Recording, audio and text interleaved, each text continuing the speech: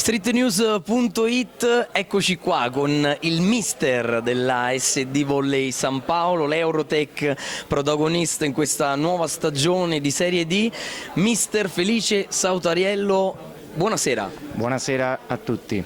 Allora, c'è stata questa presentazione del roster, i giocatori che quest'anno saranno pronti per dare il loro contributo con grande tenacia, con grande grinta, ma il mister che cosa vuole dire ai suoi atleti?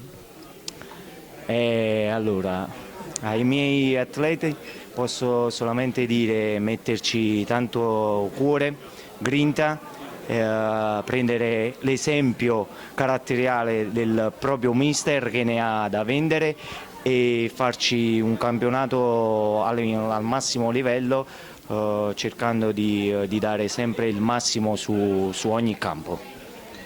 Ma mister, sappiamo che ora è una squadra che è stata presa e formata un po' nelle ultime sessioni di mercato, se possiamo dire così, però i ragazzi si stanno impegnando, c'è da trovare l'assetto quello giusto, tra poco, possiamo dire tra pochi giorni inizierà il campionato e come si vede in proiezione?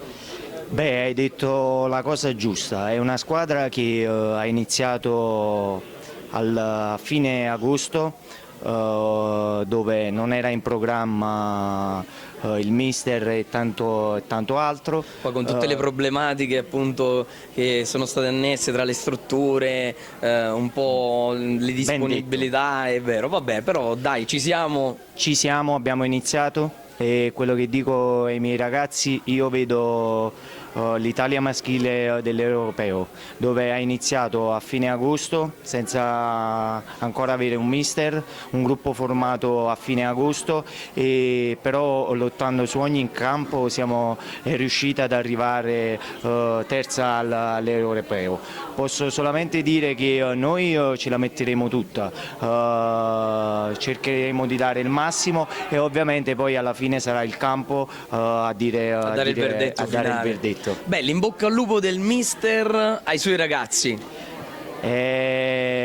Ragazzi, diamo il massimo, che alla fine poi vi dico che i frutti arriveranno e le soddisfazioni, quindi onoriamo anche il presidente per i grossi sacrifici e vamos!